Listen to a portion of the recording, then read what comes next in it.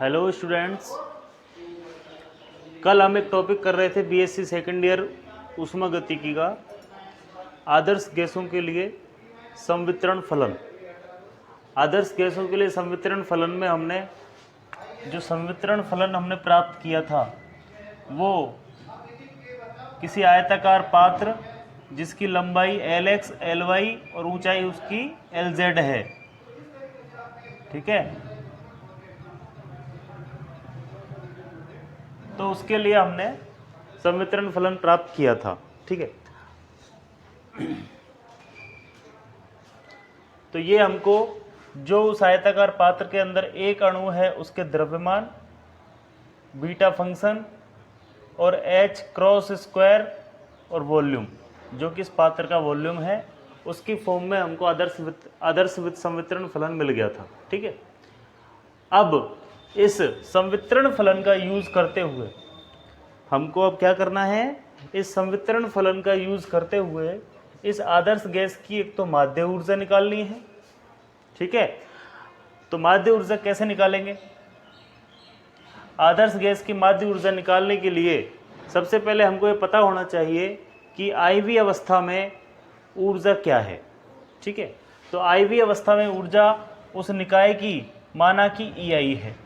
ठीक है, अब इस अवस्था में अणु के होने की प्रायिकता PI है। ठीक है, अतः अणु की माध्य ऊर्जा E bar is equal to sigma PI into EI से हम शो करते हैं। ये हमने लास्ट डेरिवेशन के अंदर भी किया है। माध्य ऊर्जा का फॉर्मूला हमारा ये होता है, किसी पर्टिकुलर किसी अवस्था के लिए उसकी प्रायिकता और जो उसकी एनर्जी है, जो उस अवस्था में उसके अंदर ऊर्जा है, उन दोनों के गुणनफल के बराबर होती है। और जो माध्य ऊर्जा होगी उस निकाय की तो सभी अवस्थाओं के लिए होगी, तो यहाँ पर सिग्मा लगाएंगे सभी अवस्थाओं के लिए PI इंटू EI का गुणनफल, और उनका जोड़ होता है जब उसकी माध्य ऊर्जा निकल के आती है। ठीक है, अब हमारे पास में एक्चुअल में जो फॉर्मूला है वो तो हमारा ये है। अब हमको इसके अंदर वैल्यूज पुट करनी है PI और EI। ठीक है, तो PI क्या होता है, ये प्रायिकता होती है IV अवस्था के लिए अणु की, मतलब कि किसी भी निकाय की किसी अवस्था में प्राप्त मतलब होने की प्रायिकता को, मतलब कि वो उस अवस्था के अंदर हो पाएगा या नहीं हो पाएगा, संभव है या नहीं है, तो उस प्रायिकता को हम e की घात minus beta into EI upon sigma e की घात माइनस बीटा इंटू EI, जो कि हमने एक जो ऊष्मा का भंडार वाला जो हमने डेरिवेशन किया था उसके अंदर हमने निकाला था। PI का ये हमारे पास फंक्शन आया था। ठीक है, अब E bar is equal to, इसके अंदर PI की वैल्यू ये वाली पुट करेंगे तो EI तो EI की जगह रहेगा, सिग्मा सिग्मा की जगह रहेगा, सिग्मा सिग्मा की जगह EI EI की जगह। PI की वैल्यू को हम यहाँ पर इससे रिप्लेस कर देंगे। ठीक है, PI की वैल्यू क्या है, E की घात अपॉन सिग्मा E की घात। ठीक है, अब यहाँ पर जो संवितरण फलन की पार्टीशन फंक्शन, संवितरण फलन की जो हमने डेफिनेशन देखी थी उसके अकॉर्डिंग सिग्मा E की घात माइनस बीटा इंटू EI को हम संवितरण फलन बोलते हैं। ठीक है, ये है हमारा संवितरण फलन।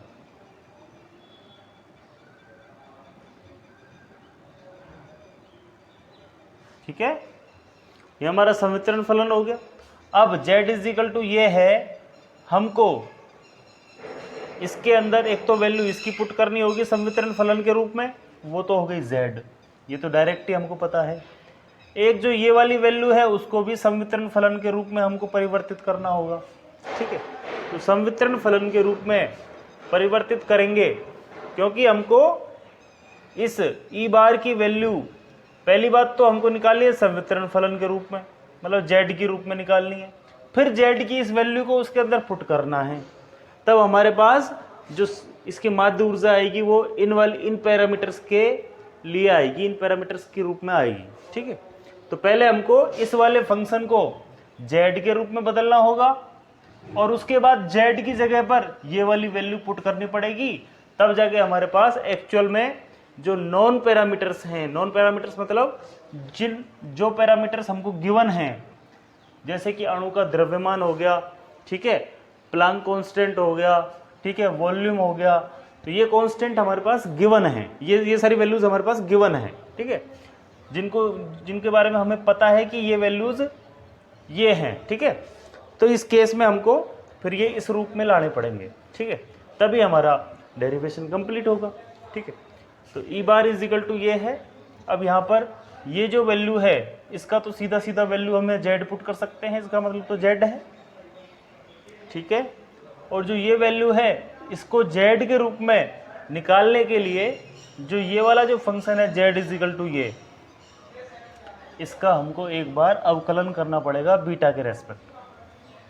बीटा के रेस्पेक्ट में अवकलन करेंगे तो del Z upon del beta, ठीक है, इस तरफ तो del Z upon del beta हो गया, और इधर सिग्मा की जगह सिग्मा रहेगा, ई की घात एक्स का ई की घात माइनस एक्स का ई की घात माइनस एक्स ही आता है अवकलन। लेकिन एक्स की जगह पर जो वैल्यू रखी है अगर वो एक्स नहीं है और कुछ है, मतलब कि एक्स का मतलब यहाँ पर बीटा से है, मतलब जैसे यहाँ पर ई की घात माइनस का बीटा इंटू ई आई है, तो इसका एक बार अवकलन करेंगे तो ई की घात माइनस बीटा इंटू ई आई आ गया।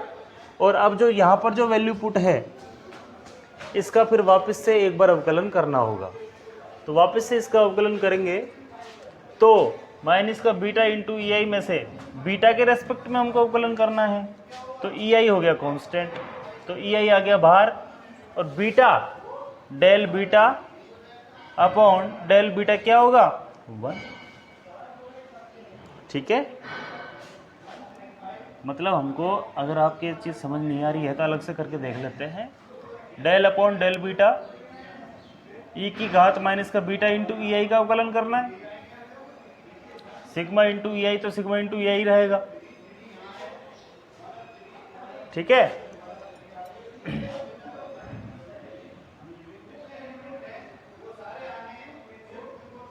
सिग्मा की जगह सिग्मा आ गया। अब ई की घात माइनस बीटा इंटू ई आई का हमको अवकलन करना है, तो इसमें से ई की घात माइनस बीटा इंटू आई, एक बार तो ई की घात माइनस बीटा इंटू ई आई आ गया। अब जो ये वाली टर्म है इसका भी हमको बीटा के रेस्पेक्ट करना पड़ेगा, तो ई आई तो हो जाएगा कांस्टेंट, नेगेटिव आएगा, और बीटा का 1 आएगा, ठीक है। तो इस तरीके से हमारे पास इसका अवकलन निकल के आएगा माइनस का ई आई इंटू ई की घात माइनस बीटा इंटू ई आई, ठीक है। अब हमको ये वाले फंक्शन की जगह पर जेड वाला फंक्शन रखना है, तो ये फंक्शन और ये फंक्शन का फॉर्मेट सेम आया लेकिन नेगेटिव साइन के साथ है ये, तो इसकी वैल्यू क्या होगी माइनस का del Z upon del beta. जो ये वाली वैल्यू होगी तो इसका मतलब क्या है, माइनस को हम इधर भी शिफ्ट कर सकते हैं, तो इस माइनस को यहाँ से इधर शिफ्ट कर दो, तो हमको ये इसकी वैल्यू जो माइनस का del Z upon del beta है वो इस फंक्शन के अंदर रखेंगे, ठीक है। तो यहाँ पर क्या आ जाएगा, नीचे तो है जेड आ गया, और ऊपर वाला जो ये फंक्शन है उसकी जगह क्या पुट करना पड़ेगा, माइनस का del Z upon del beta, negative यहाँ लगा दिया। इस तरीके से ये हमारे पास इक्वेशन फर्स्ट बन के आ गई है, जो कि आदर्श गैस की माध्य ऊर्जा के लिए फंक्शन बन गया है हमारा, ठीक है। अब हमारा आधा काम तो हो गया, जो कि हमको माध्य ऊर्जा के इस फंक्शन को जेड संवितरण फलन के रूप में लेके आना था। अब इस संवितरण फलन को हमको इस टर्म में कन्वर्ट करना है, ठीक है। इस टर्म में कन्वर्ट करेंगे तो इसकी वैल्यू पुट कर देंगे डायरेक्ट, तो 1 अपॉन जेड माइनस का माइनस लगा दिया यहाँ पे, ठीक है। 1 अपॉन जेड की जगह ये वैल्यू पुट कर दी पूरी, ये वाली m upon 2 pi beta h cross square की घात 3/2 dot v multiplied by v। अब ये पूरा मल्टीप्लाई हो रहा है, फिर यहाँ से फिर del Z upon del beta रखना है, मतलब बीटा के रेस्पेक्ट में अवकलन किसका, जेड का, ठीक है। मतलब बीटा के रेस्पेक्ट में अवकलन हो रहा है यहाँ पे जेड का। अब इस जेड की वैल्यू फिर यहाँ से इसमें पुट कर देनी है, ठीक है। अब हम इसका अवकलन करेंगे बीटा के रेस्पेक्ट में एक बार, ये तो पूरा हो गया कांस्टेंट, ये तो बाहर ही रहेगा। इसको तो एज इट इज यहाँ से फिर वापस दोबारा इधर ही उतार दिया, ठीक है। फिर यहाँ पर लगा दिया डॉट, जो ये डॉट है वो यहाँ डॉट आ गया, ठीक है।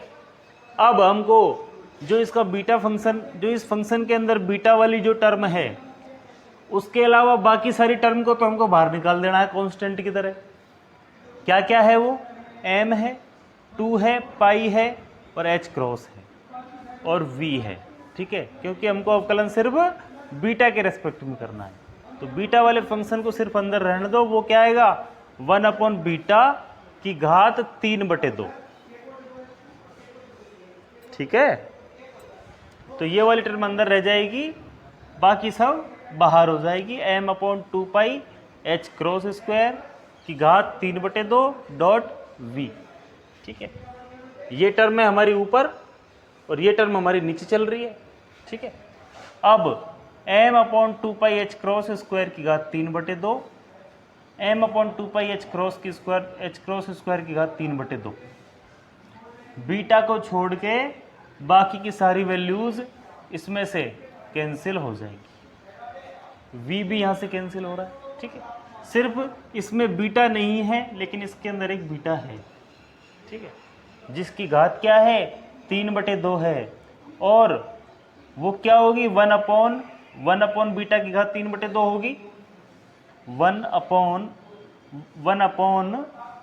ऊपर भी 1 बीटा का 3/2 होगी।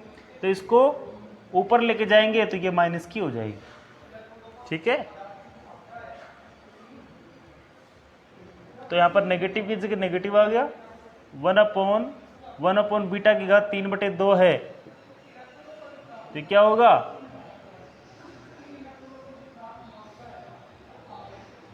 1 इंटू बीटा की घात 3/2 अपॉन 1 हो गया, ठीक है।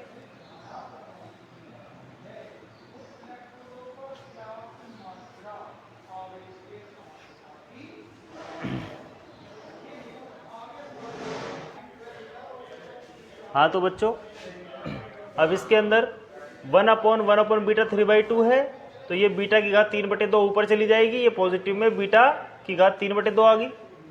अब इसके बाद हमारे पास ये सारी वैल्यूज तो कैंसिल हो गई। अब डेल अपॉन डेल बीटा की घात -3/2, अगर इसको ऊपर ले जाएंगे तो बीटा की घात -3/2 का अवकलन करना है हमें। बीटा की घात -3/2 का अवकलन करना है। अब यहाँ माइनस बीटा की घात 3/2 एज इट इज रख लिया। और इसका यदि हमको अवकलन करना है तो अवकलन क्या होता है? डेल अपॉन डेल बीटा, क्या फॉर्मूला है? D upon D x, x की घात n का n x की घात n-1, n x की घात n-1। मतलब जो एक घात है, इस घात को लेफ्ट में शिफ्ट कर देंगे और इसमें से माइनस का इसमें से एक माइनस कर देंगे, ठीक है। तो ये माइनस का 3/2 है, जो तो आ गया बीटा के इधर। ये तो -3/2 यहाँ पुट कर दिया। इस घात को हमको इधर शिफ्ट कर देना है, ठीक है। और अब जो ये घात है, इसमें से एक माइनस कर देना है, ठीक है। ये हमारा अवकलन हो गया। अब इस नेगेटिव से ये नेगेटिव पॉजिटिव हो गया, ठीक है। और बीटा की घात 3/2, बीटा की घात 3/2 पुट कर दी और 3/2 की जगह 3/2 आ गया। और माइनस का 3/2 - 1, 1.5 और 1 2.5 हो गया। बीटा की घात -5/2, ठीक है। ये इसको आप कर लेना, ठीक है। और माध्यूजा बराबर, अब ये 3/2 यहाँ पुट कर लिया। अब ये भी बीटा की घात है, ये भी बीटा की घात है, सेम बेस है इनका दोनों का। तो बीटा की घात माइनस का 5/2 प्लस 3/2 यहाँ पुट कर दिया। तो 3/2 इंटू माइनस का 5/2 में से 3/2 यदि जाएगा तो बीटा की घात माइनस का 2/2 बचा, मतलब माइनस का 1 बचा। तो माध्य ऊर्जा का हमारे पास क्या रिलेशन निकल गया? 3/2 बीटा इनवर्स है, तो इसको नीचे ले जाएंगे तो पॉजिटिव हो जाएगा 3/2 बीटा। अब बीटा का हमारे पास क्या फॉर्मूला है? बीटा फंक्शन का 1/kt। अब बीटा की जगह यदि 1/kt पुट करोगे तो kt ऊपर चला जाएगा, तो 3kt/2। ये सिर्फ एक सिंगल अणु के लिए बात चल रही थी। जो भी हमने किया है, अणु की प्रायिकता पर्टिकुलर किसी एक अणु के लिए बात चल रही थी। लेकिन यदि पात्र में तो अणु बहुत सारे हैं, n अणु है पात्र के अंदर, तो पात्र के अंदर n अणु हैं, तो जो ये माध्य ऊर्जा होगी 3kT/2 ये भी n से मल्टीप्लाई हो जाएगी। 3/2 n kT हमारे पास आदर्श गैस के लिए माध्य ऊर्जा का मान आ गया है। ठीक है,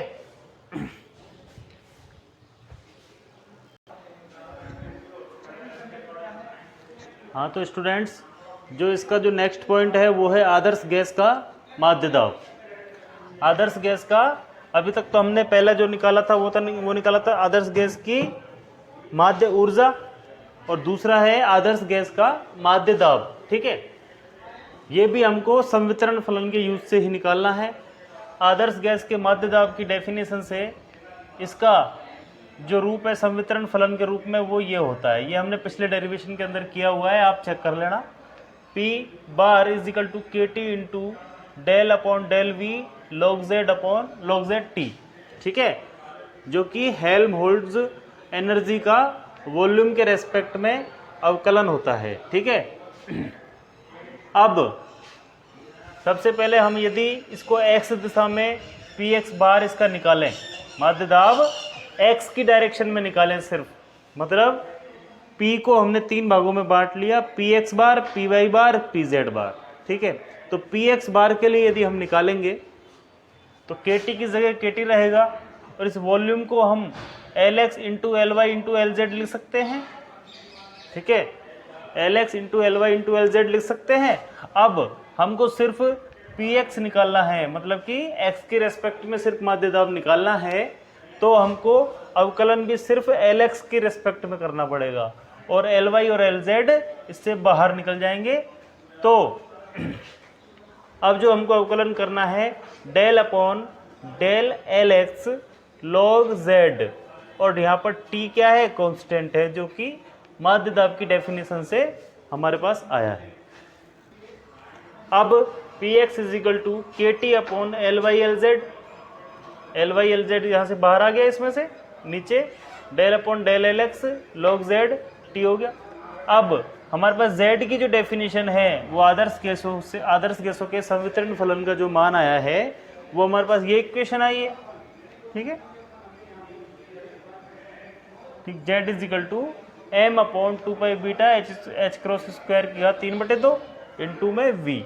ठीक है, अब इसको हम Lx, Ly और Lz की टर्म में हमको डिवाइड करना पड़ेगा ये, क्योंकि हम यहाँ पर एक्सिस वाइज माध्य दाब निकाल रहे हैं, तो एक्स एक्सिस के निकालेंगे तो इसको घटकों में डिवाइड करना पड़ेगा।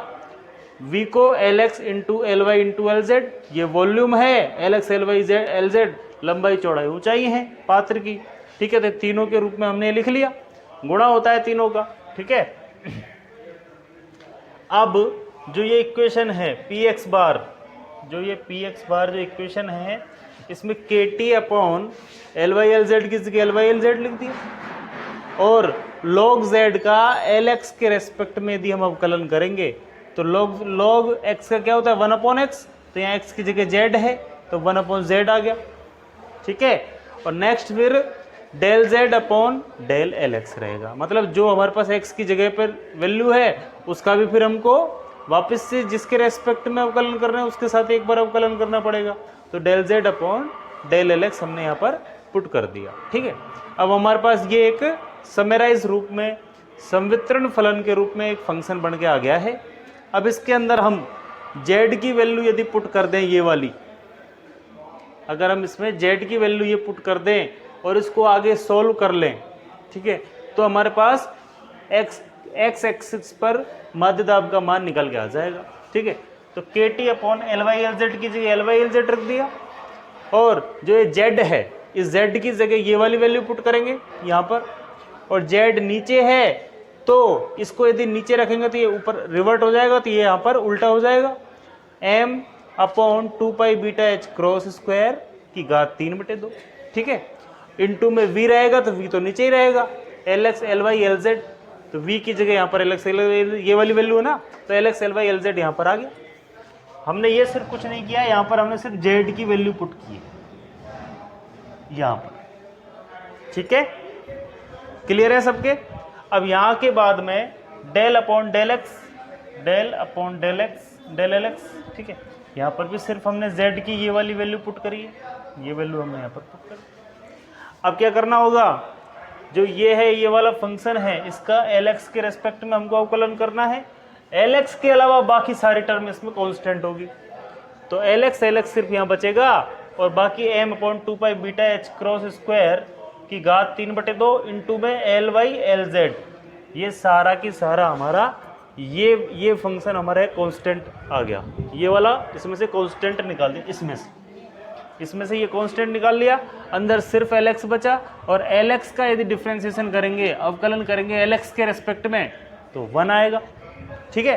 तो यहाँ पर ये 1 रह जाएगा, ठीक है। और ये वाली वैल्यू रहेगी, और बाकी जो ये वैल्यू है वो तो हमको एज इट इज यहाँ पर लिखनी है, K T upon L Y L Z 2 beta H cross square upon M की घात 3/2 बट इंटू में 1 upon L X L Y L Z, ठीक है।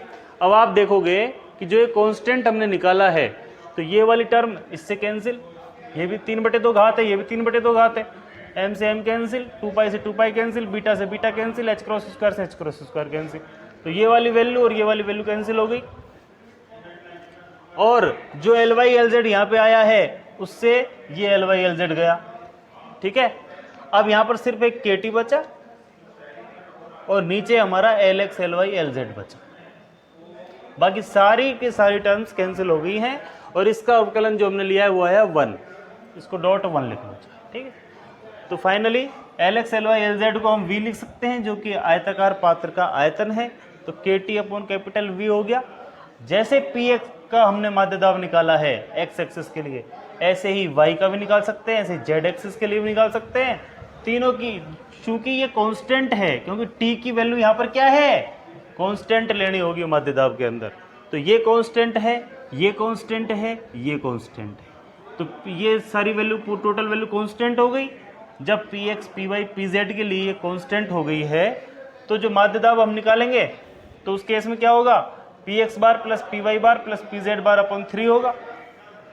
ये तीनों एक्सिस के लिए है, तो जो हमको टोटल जो पात्र का माध्य दाब निकालना होगा, तो तीनों का औसत लेना पड़ेगा। तो तीनों का औसत लेंगे तो पी एक्स बार पी वाई बार और पी जेड बार के टी अपॉन वी के टी अपॉन वी के टी अपॉन वी बटे 3 कर दिया, ठीक है। तो के टी अपॉन वी आएगा, 3 इंटू के टी अपॉन वी अपॉन 3, तो 3 से 3 कैंसिल हो जाएगा, के टी अपॉन वी आ गया। ये आई बात एक सिंगल अणु के लिए बात चल रही थी, आदर्श गैस के अंदर एक सिंगल अणु के लिए हमारा जो माध्य दाब होगा, औसत माध्य दाब होगा, वो हमारा के टी अपॉन वी होगा। लेकिन अणु की संख्या तो कैपिटल एन है, तो जो माध्य दाब होगा उस पात्र का, अब ये जो माध्य दाब आया है वो पूरे पात्र के लिए आएगा, क्योंकि इसको हमने जितने भी अणु है उससे उसको मल्टीप्लाई कर दिया है, तो इतने एन अणुओं के लिए एन के टी अपॉन वी। तो इस तरीके से आदर्श गैसों के लिए हमने माध्य ऊर्जा और माध्य दाब दोनों की कैलकुलेशन डिटेल में कर ली है, और आज आपका ये चैप्टर भी क्लोज होता है। अपने एंड से ये फॉर्मूले बेस्ड न्यूमेरिकल्स भी हैं इसके अंदर, बुक के अंदर, तो प्रैक्टिस करते रहना, तो जिससे आपके कंसेप्ट और अच्छे क्लियर हो जाएगा, ठीक है। Thank you very much.